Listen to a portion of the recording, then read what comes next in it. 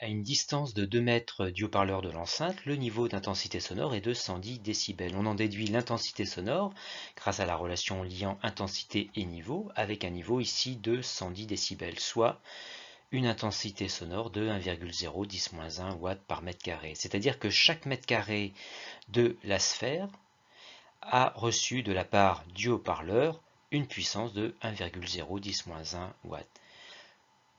Pour calculer la puissance de la source, il suffit donc de multiplier ce qu'a reçu chaque mètre carré de la sphère par la surface de sphère.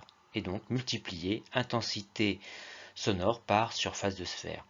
Des watts mètre moins 2 fois des mètres carrés, ce qui donne bien des watts.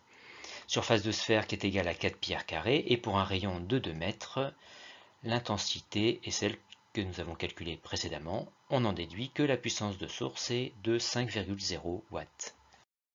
Dans la deuxième question, on souhaite calculer la distance petit r correspondant à un niveau de 85 décibels. On calcule dans un premier temps l'intensité sonore correspondant à ce niveau de 85 décibels, soit une intensité de 3,2 watts par mètre carré.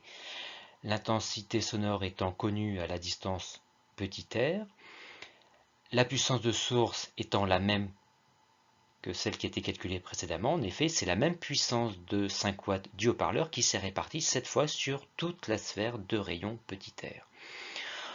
On isole donc le rayon dans la formule précédente, soit r carré égale puissance de source sur 4pi fois l'intensité sonore. On prend la racine carrée de l'expression et on remplace par les valeurs numériques et on trouve un rayon de 35 mètres. Il faut donc se placer au-delà de 35 mètres pour que le niveau d'intensité sonore soit inférieur à 85 décibels.